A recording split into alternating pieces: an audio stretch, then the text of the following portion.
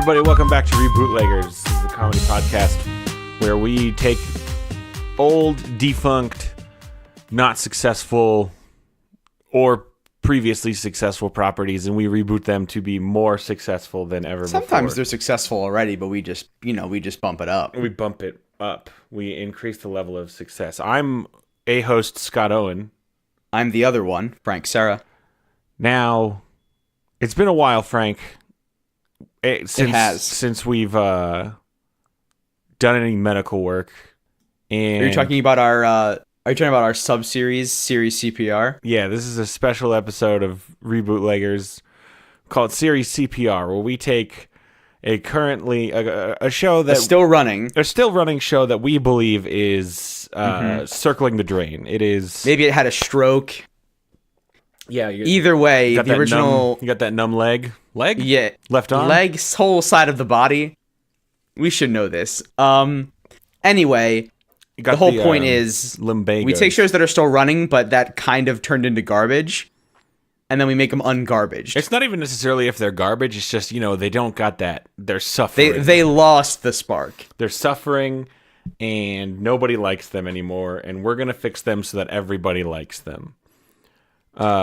This week, the NBC CW is actually going to be taking a series from our parent our parent station, the CW. I don't know. We're not actually affiliated with the CW. Yeah, it's less affiliation and more like unlicensed. We just take their abs. It's like how something is like fair use of its parody, but we're not parodying. Yeah, kind of like that. And yeah, so it's just use. Coming up in the ambulance as we speak is a long-running CW. It's a universe. Yeah. So it's the DC CW, not to be confused with the NBC CW. The Arrowverse, specifically Arrow. Yeah, we're gonna do the Arrowverse. Arrow and Flash, based on DC Comics characters, Green Arrow and Red Flash. Yeah, well, normal Flash.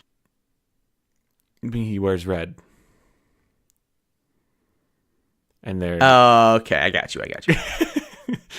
So I think in some pre-air deliberation, I think we decided not to steer into Supergirl because it's technically a different universe from. Although she is in their universe now, I think, or is she still not? She's still in a separate universe. I'm actually not sure. I know that. So the Supergirl show got transplanted to the CW, but yeah, I think she is still in a separate universe. I think it's considered a separate universe. Oh yeah, because Superman exists, and Superman does not exist in the CW verse. In the Arrow, yeah. Yeah, in the Arrowverse, Arrow is the first superhero to ever happen. Yeah, which seems unlikely, but yeah, you'd think Batman would definitely happen before Green Arrow every time, or any other vigilante at all. And what became pretty clear that they were doing with this show was they were basically just asking the question, what if Green Arrow was Batman? Yeah. They give Green Arrow a lot of Batman plots. Let's see. We're doing CPR on the series, right? So first we got to do our diagnosis. Yeah, we got to see what's wrong. Yeah, and let's take the two shows separately and then kind of I'll tell you a thing that's wrong with both shows together. And that thing that is wrong is it's basically it's on the CW. I think both shows started out as good, fun comic book interpretations. Arrow got better. It wasn't great in season 1, but it got good in season 2, and then it took a huge nosedive. Basically, when it went back, it could not escape its CW roots. Arrow got really good. Arrow was really considered cool. A quality show, and then it just tanked. It tanked into what if we went back to being just a regular CW show where everything is drama all the time, and everybody's keeping secrets, and we all are all whisper. I don't even know that type of. Everybody's just talking like this all the time. The Christian Bale influence on media. It's just that everybody's super Meanwhile, The Flash started off with kind of a different story. The Flash kicks straight off episode 1, solid. Season 1 of The Flash was the top of its run, and it's just been steadily dropping. Yeah, and it's not as sharply, but fall. Steadily. Yeah, a more steady fall into. And in. What's the word I'm looking for? Overdramatic. Mediocrity. Melodrama. Melodrama's good.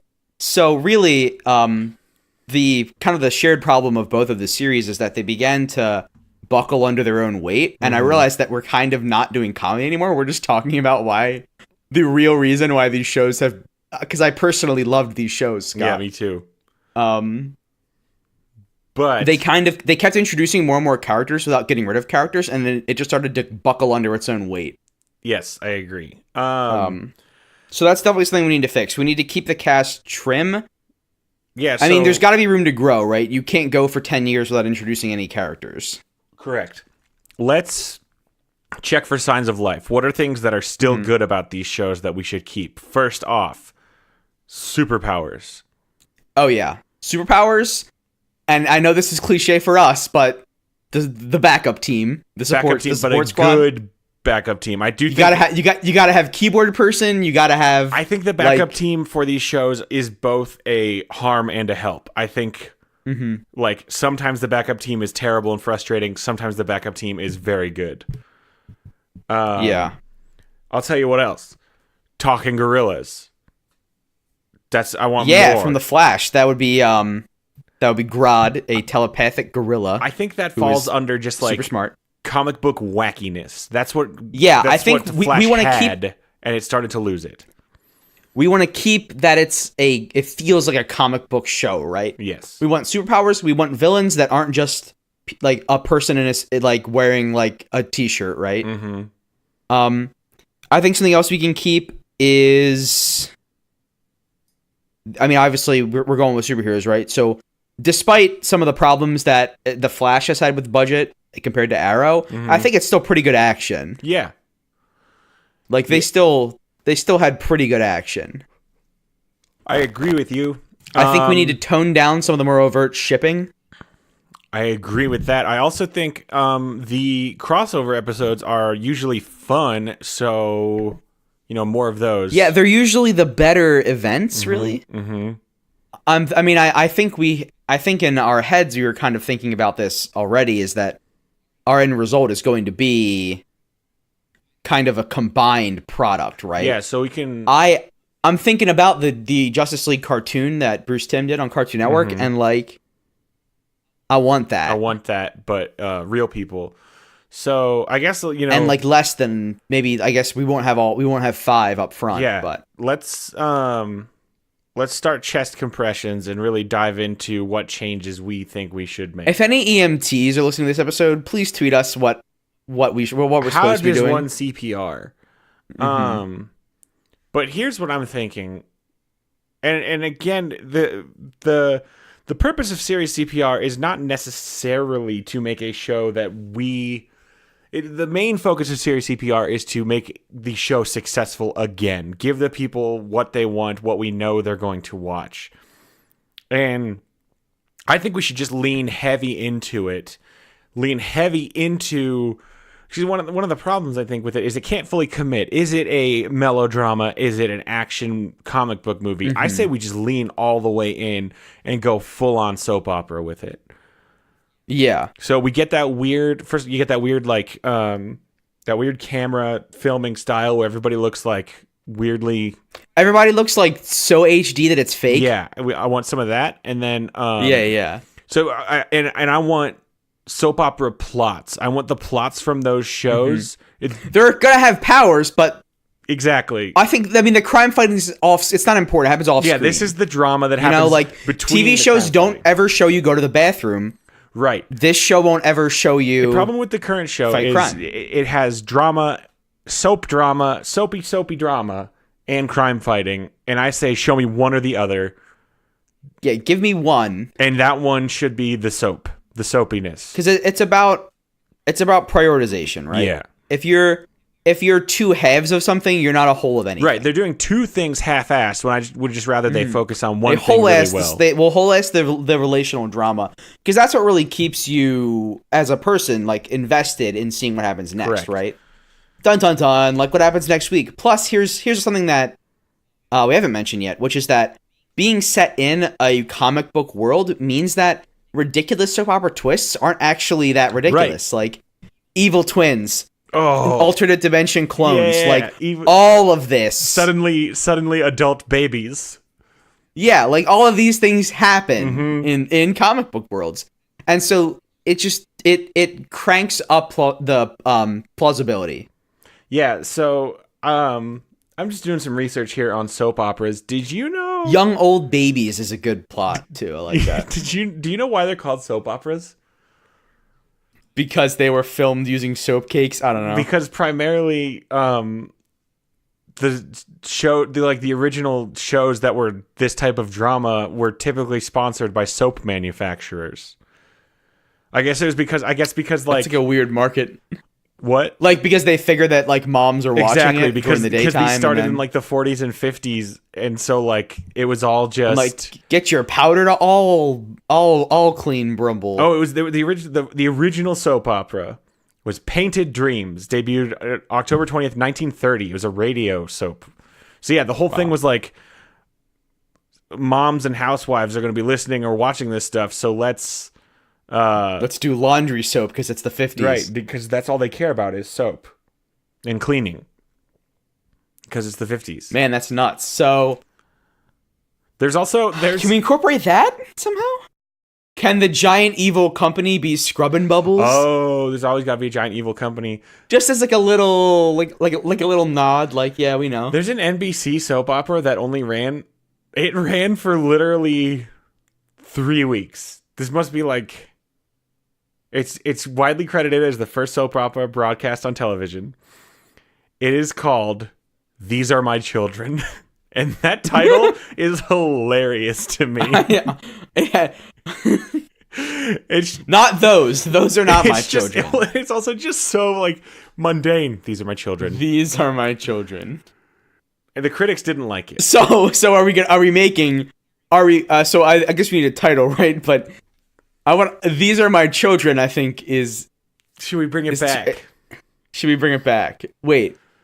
Can it be like It's just called These Are My Children, but it's about Arrow and the Flash. yeah, can it be called like Justice, these are my children? These are my super children. These are my super children. Okay, we can do all my super children, I guess. Yeah, If All we're My now Children, really I think, is close. a show that's still going, isn't it? Yeah, it is. Well, we'll get to a title. Let's talk about characters. So obviously we're keeping Barry Allen, aka the Flash, and Oliver Queen, aka the Green Arrow. I think he's finally gone by Green Arrow. For a long time he only went by the Arrow. For a long time he was that was like the first two seasons. Hooded and then he Archer said, or I'm the Green something. Arrow, and that was a whole thing. It was a whole thing. It was kind of like a stupid like in season 1 and 2 he went by the Arrow because why would anyone call him Green Arrow? Yeah. And then there was a whole thing where he was like, oh, the Arrow died, but I'm the new guy, and you can call me the Green Arrow, even though he was still him. Yeah. And it was just like, why would you like? They realized that it was stupid. Yeah, and I also feel like CW kind of felt like they were being like coy and clever by but then they weren't. not calling him by his actual name for a long time.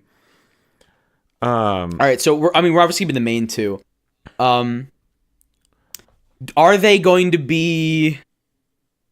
How much are we bending the rules here? Like, are they like estranged cousins now or something? I where think there's meat. they are rich twin brothers who live in a big house. Okay, I'm a fan. And there's definitely like a grand staircase. They have to or be whatever. like unexplainedly rich. Too. Exactly. Well, that's Oliver. You don't see mom, you don't see dad. Maybe it's their own house. You don't know, but they're crazy rich and they are never seen at work. What's it called when you have that big, huge winding staircase in your foyer? Being rich? No, but that type of staircase has a name. I always just called it like a winding staircase. All right. Yeah, so they've definitely got one of those. I'm not rich enough to know is the answer. They definitely got one of those. Yeah, they got one of those, and like a chandelier. Yes, of course they have a chandelier, and they're always in costume. The Flash is always 24/7. wearing his spandex, and it is more spandexy than... With no like Robin face mask plates. Maybe they do have the face mask plates. Just all the time. And so then we've got the Flash's supporting cast is Cisco, last name unknown. Cisco Ramon. Ramon. So he's the man at the keyboard. He makes all the inventions. And he becomes the superhero named Vibe, who has the power to see the future or something. Yeah, it's like, it's unexplained in the show, but it's basically like he gets vibes from things, and he can see like, he's like an empath. He can see visions, whether it's like the past or the future. Like, and then you have Iris West, who is Barry's like surrogate sister, basically like his adopted sister, kind of, but who also is the love interest. But then also he's in love with her, which makes it really weird that they did that for this show. But that kind of fits perfectly for our soap opera. And she's a reporter, right? So she's like, of course she's a reporter. We got a hot scoop, Barry. And hot scoop means what? Like the news, like they caught the criminal, and you gotta, here's the guy's home address. Oh, I thought maybe it was like a sexual thing. No, well, at least not so far in the series. A hot scoop.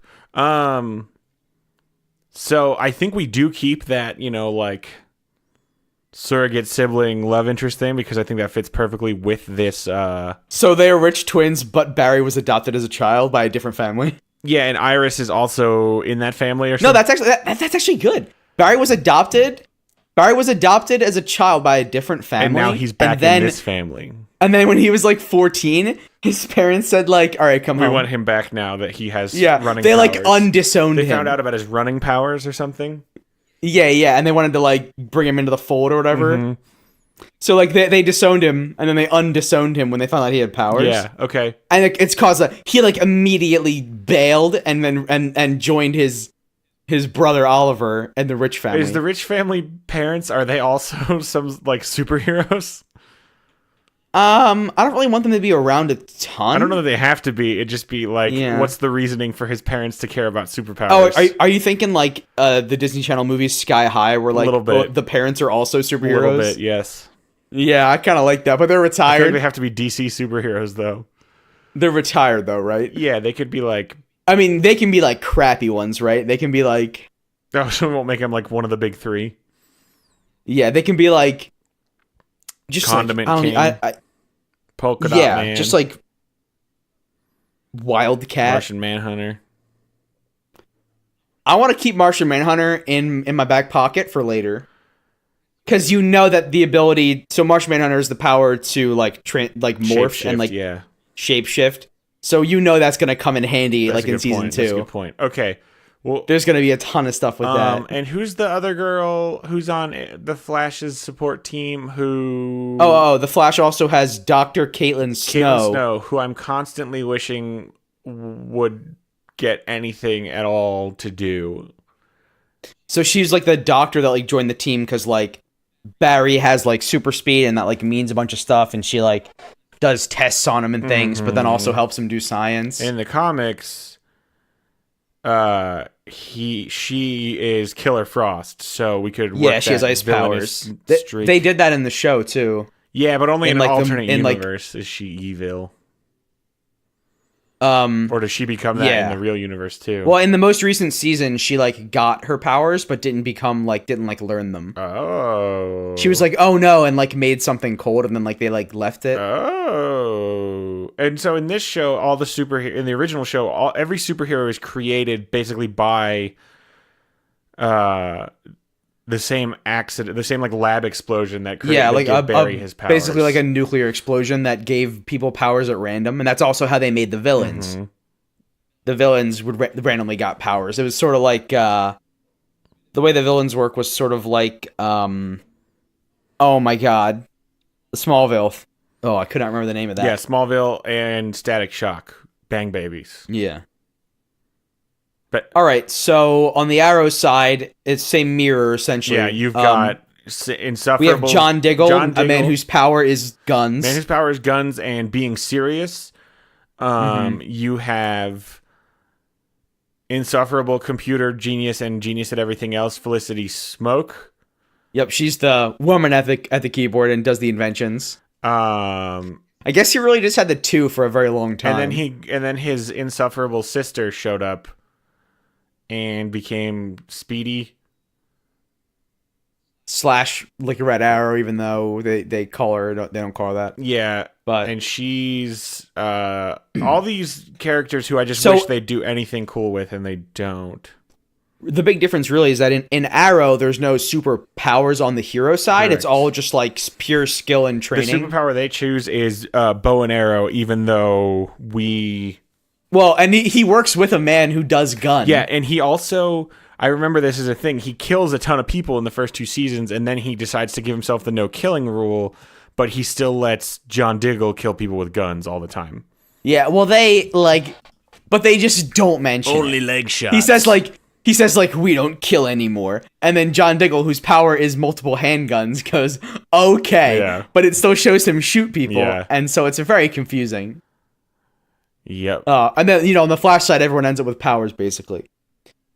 Correct. So we got the players. Are we keeping this network of 4 hangers on? I think we just make this is the cast amongst all this is where all the drama happens. Like in soap operas, every episode has Barry and Oliver, and then the other 4 will float in. Yeah, and out. and like soap operas only have like 6 characters in them, and it's just everybody's just drama. Each scene only ever has 2 people at a time. Drama.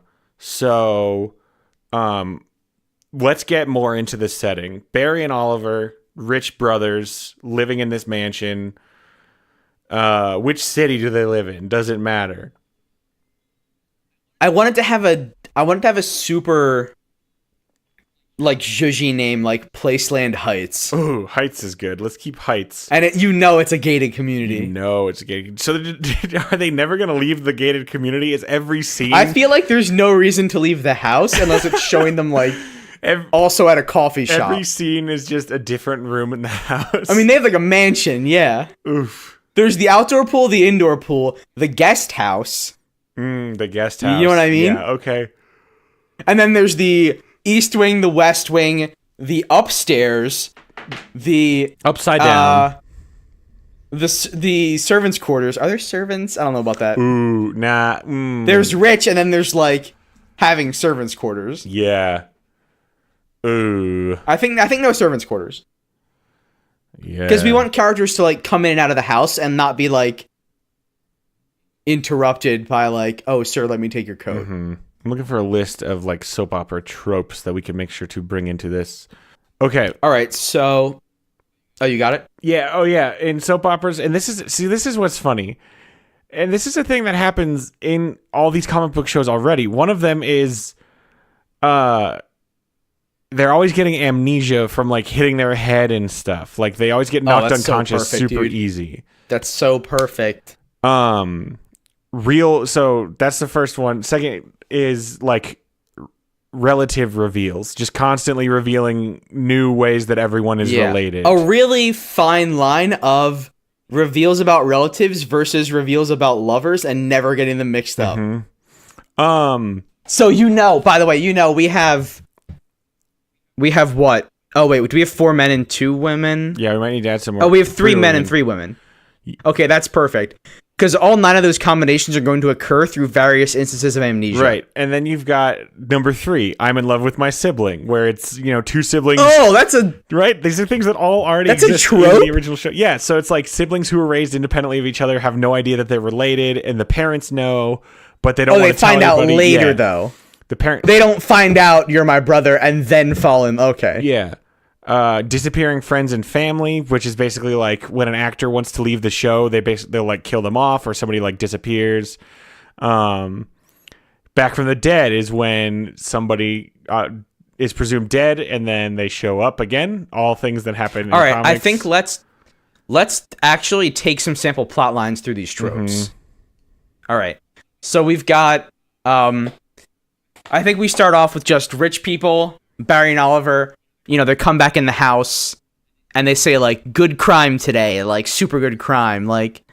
You really use those arrows, man. And he puts his quiver down. It never shows him fire an arrow. It probably never shows Barry run fast. Remember, he's just constantly it never shows him run fast, but he's constantly holding different things between cuts of the scene. As if he's constantly... Like Oliver like turns around to like get the mail, and then he turns her back around, and Barry's still standing there, but now he's holding a sandwich. Yeah, exactly. Like Barry's just constantly leaving the room when you don't look at him. I like that a lot. But then it'll also be like, you know, like Barry's having a fight with like one of his lovers, and it's like, oh, you mean this? Because he like ran and like got the thing. Yeah. Like I read all your texts from him while you were standing there just now, 1 second ago. Right. He's my brother and your brother, but we're not related. How could you do that? Basically, every time we need to insert someone new into the scene, either they're already there or Barry just is suddenly standing next to them, and they're like, "Why'd you bring me here?" Oh yeah, because then like they're like hairs blown back from the wind. Mm-hmm. Yeah, they got bad hair. Okay, so basically, like, we would have enough material for this incredibly soapy version of this if we just took Oliver and Felicity's bullshit from the original show. They spent a lot of time with like, will they, won't they? Mm-hmm. And then they did, and then they stopped. Right. She like they did during the series, and then in between seasons over the break, the season kicked up with them having broken up for like a month already. And she's like pissed at him and in a wheelchair, and then she gets so mad at him she walks again. Yeah, that actually happens, by the way, for anyone that hasn't seen Arrow. Yeah, so all right, so let's do pick one of these ones, because we're gonna do like right. We're gonna walk through. Give me some scenarios. So like, all right, so like, okay, here's what I said before. Barry and Oliver, they walk in and they're like super good shooting, and it's like super good running. Yeah, and they like fist bump. And then but now who's in the house waiting for them? Exactly. Yep. It's Iris West. It's Iris West. What is she? And she turns around. Her back is to them as they walk in. Oh, big time. She turns around. She's of course holding a glass of wine, and she says, and like a Manila folder in her other hand. Yes, and she says, like, you need "I to have see the this." test results.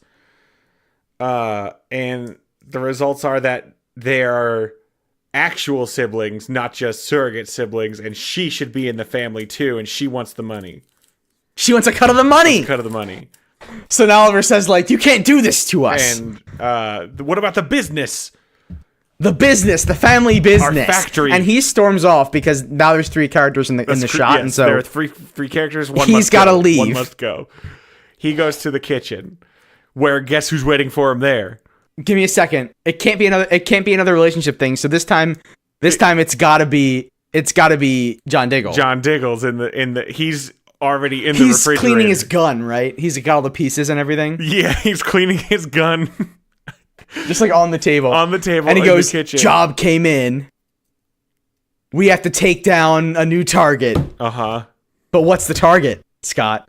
The target is, it doesn't matter, because that's not ever the part, like, this isn't ever actually about the missions. You got it in one.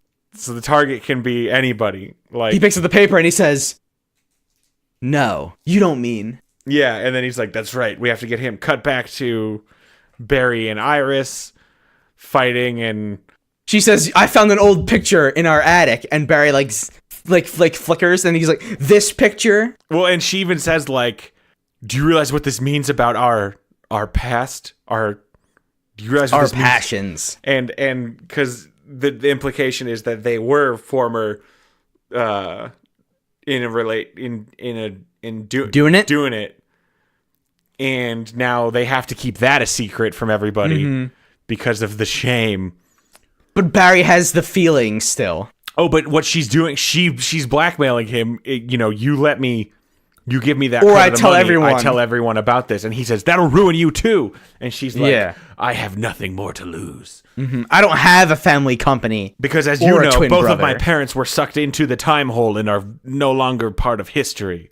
Oh yeah, whenever a character leaves, they go to the time hole. They get sucked into the time hole because they get sucked into the time hole. Okay, so then what kind of drama are Felicity and sister Thea? Thea's the sister, yeah. She never wears, Thea never once wears a shirt that has, it's super weird. This is not a joke. She only wears like 90s like belly shirts. Yeah, she never wears a complete shirt. Every single one of the super shirts she wears is like stops 2 inches For like above her 5 navel. seasons straight. Like never wears anything but a belly shirt. It's so weird. And not only is it so weird, I just can't constantly start feeling And no cold. other character like does that. Well, and it's also just like that would be so cold. Your tummy's always out. Anyway, so she's there there in one of those shirts. the entire time, you know they were spying on Iris and Barry. Yes. And So now they know the secret. It's all about slices of secret knowing that make an insane Venn diagram. Yeah, so the only secret that they know is that So Iris is... Felicity and Thea know that Iris is Barry's sister. Felicity and Iris know that Oliver is John Diggle's adopted father. Diggle and Barry, they know that Felicity isn't the real Felicity, but the real Felicity is dead and she's using her identity. She's a different Felicity that came out of the time hole. Yeah. And is just faking it till she makes it. Yep. Thea and Iris, they know that of Oliver people. has a baby. a secret baby! A secret baby. Cisco's raising it with his boyfriend. Oh, Cisco. Because we forgot about him. Cisco's raising it with his boyfriend, Dr. Wells. AKA, Oh, that's AKA he's from The Ed Flash. From the TV show Okay, yeah. Ed. I like Tom Cavanaugh so much, dude. Yeah, he's actually pretty good in that He's show. a good actor. He directed episodes of The Flash too in later seasons. He's the Reverse Flash. Is he the Reverse Flash in this, or is he the alternate universe good guy? Oh wait, because it's revealed. So they think he's the Reverse Flash, and then we just keep the same twist we had before, where it's revealed the guy they knew is not the original, and he was in fact murdered and then body swapped. God, Oh, perfect. the show writes itself. All we have This we really literally just does. take the A lot same of plot these lines. plot lines just slot in. We just take the same plot lines from the original show and just take all the super action out of it and make the most successful daytime soap opera known to man. So then you get all this stuff with, you know, like the one guy's dad's an alcoholic. Yeah, Probably. and there's got to be a wedding. Somebody gets married and some families Oh, fight I think there's at a the wedding twice a season. And the wedding is always like a new character who then gets killed at the wedding or gets put into a coma. Yeah, they or falls they into either go in a time hole, they are a betrayer, or at the very last second they find out the person they're marrying is their brother/sister. Every like 4 episodes, one of these big reveals happens. Yeah, I would say in the projected run of our show, 1 out of 11 weddings will actually go through. And that wedding will be between Cisco and his boyfriend. Mm-hmm. That one gets to Represent. succeed because I just want to see Cisco happy. He's one of my favorite characters in the Flash series. Well, he gets emo in the most recent season, but He's a good it's not. boy. You still watching that He's a- show? No, I've seen. I haven't watched the season currently airing because I have to wait for it to hit Netflix. But I did Okay. catch up. It's just when I thought I was out. They flashed you back. You fell back into the time hole. The Flash pushed me back in, and all my hair was messed up. We can do one where Flash goes to sleep, Barry goes to sleep, and then he wakes up in his house, and everybody has like eye patches and mustaches, and it turns out he's in the future, and everybody. Oh, he's in the bad timeline. Or it's the bad timeline. Maybe I was thinking he wakes up in the future. Oh, we forgot about babies too. There's an episode. I think throughout the run of the series, there are 9 episodes in which each character has a turn being the adult in a room full of babies. Wait, scrap that. Not babies. Super randy 16-year-olds. 18-year-olds. Good correction. Like hormonal children. Hormonal children. Yeah. Okay. And then they have to be like, no, you can't have a shot because now you're 18. Not 20, but they're all drinking anyway. Yeah, because they're bad. There will be a party, lots of parties, Oh, fundraisers, so many parties. charity fundraisers that they go to where somebody makes a scene. Oh, dude. Every time there's a charity fundraiser, the person who's supposed to be speaking gets amnesia. They get amnesia and they get very drunk and they make a scene. Oh, dude. We have at least one wedding where the morning of the wedding, either the bride or the groom wakes up with amnesia. Oh, yes. And And it's then like you're getting married today, and they're like, I don't know you. We have and another it's like, one. we like had all this stuff. Like when you get your memory back, you'll want to have married me. And the person's like, I don't want to marry you though. The me that is right now doesn't want to marry you. like that Kurt Russell movie, Overboard, where the woman gets amnesia and he convinces her that they're married. Oh, that's That's pretty sinister. Yeah, he does it to get back at her because she's very rich and he's very poor, and he's like a handyman and fixes something, and she's very rude to him. And then also there will be one wedding where there's definitely gonna be a wedding at a fundraiser, right? There's gonna be a wedding at a fundraiser. There's going to be a wedding where one of the characters wakes up in the future and they're like, "Where am I?" And then somebody walks in and says, "Are you ready to get married?" And it's like, oh. So then they can be like, "I saw in the future that we get married," and then that creates drama in the present. God, seriously, the show writes itself. We could just seriously take original plot lines from the original show. Oh, you know that probably season 3, they're gonna find out that what time holes do is spit you out at a random point in the timeline. Oh, so then all the characters and so characters that went through the time hole start coming back. Yes. Yes. So like someone's gonna get married, right? And then the groom goes through a time hole, and then they move on and have multiple relationships, and now they're married, and then the groom knocks at the door and is like, "For me, it's been 1 second. Like, are we getting married?" Mm-hmm. But then they're like, "No, for me, it's been 10 years. And like I have kids now. I still love you." And then they just run off into the night. I have kids. And it's just gonna it's gonna be clones on alternate dimension versions of the same 6 actors. Mm-hmm. That's good. That's good. I think I even want a plot line where one of the characters marries themselves briefly. Oh, a future version of themselves, and neither of them know because they look different. The future because it was like, like genetic variation. And the one from the future has amnesia, so they don't remember what they used to look like, and the one in the present has no idea because they look different, and then they find out. Yes. They find out. So the initial secret reveal is, it turns out you two are related, and then a few episodes later, they after a bunch of drama and intrigue, we reveal, not only are you related, you are the same person. You're twins. You didn't know you had a twin because that's what they default to, right? Yeah, they first think they're twins, and then you didn't know you had a twin. Twins. You are literally the same person. 100% of your DNA is a match.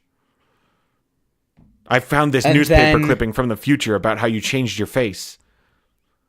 Yeah, because you went into witness protection. No, at the day of the wedding. Oh boy, at the day of the wedding, somebody crashes the wedding because they just got back from a time hole. Because they got sent to the future, and they learned who that person is in the future. Yeah. Oh my god.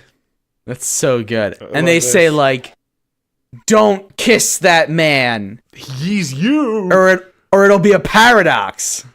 You can't kiss yourself. It creates another time hole. Yeah. Just for kissing, though.